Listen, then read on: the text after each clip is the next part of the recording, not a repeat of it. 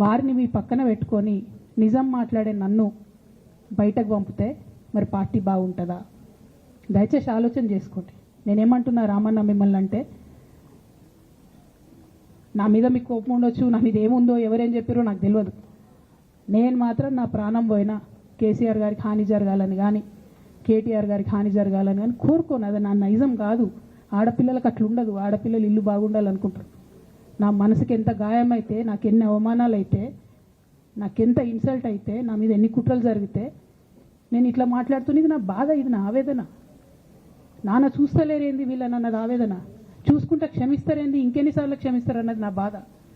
అంతే తప్ప నాకేం కోపం ఉంటుంది? ఎందుకు కోపం ఉంటుంది? నాకు ఎన్ని జన్మల పుణ్యం ఉంటే కేసీఆర్ లాంటి తండ్రి దొరుకుతాడు? కోట్లలో ఒకరికి ఉండేటటువంటి తండ్రి నాకు దొరికిండు. ఆయన లేకపోతే నేనెవరు ప్రపంచానికి తెలుస్తుందా? నాకెందుకు అవసరం ఉంటుంది? నాకేం కోపం ఉంటుంది కేసీఆర్ గారి మీద? నాకు బీఆర్ఎస్ పార్టీ మీద ఎందుకు కోపం ఉంటుంది? నాకు 27 సంవత్సరాలు ఉన్నప్పుడు నేను నా కొడుకుని చిన్న పిల్లగాన్ని పసిగుడ్డుని ఎత్తుకొని ఇక్కడికి వస్తే ఆ రోజు నుంచి ఈ రోజు వరకు నేను రోడ్డు మీదనే ఉన్నా, ఉద్యమాలే చేస్తున్నా, పోరాటాలే చేస్తున్నా, తెలంగాణ ప్రజల కోసం పనిచేస్తున్నా.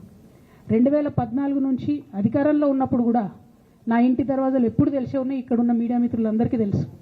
అధికారంలో ఉన్నా లేకున్నా నేను ఇట్లనే ఉన్నా. అధికారంలో ఉన్నప్పుడు నన్ను ఏమి సాగనీయకుండా నన్ను ప్రతిపక్ష ఎమ్మెల్యేని చూసినట్టు, ప్రతిపక్ష ఎంపీని చూసినట్టు చూసినా నేను ఇట్లనే ఉన్నా, ఓపెన్ మైండ్తోనే ఉన్నా. నేను కోరేది ఒకటే, కేసీఆర్ గారి ఆరోగ్యాన్ని కాపాడండి రామన్న, పార్టీని కాపాడండి, పార్టీలో ఉన్న కార్యకర్తల్ని కాపాడండి, అందరు బాగుండేలాగా ప్రజా సమస్యలు తీసుకోండి. నాకు అంతకుమించి కావాల్సింది ఏం లేదు.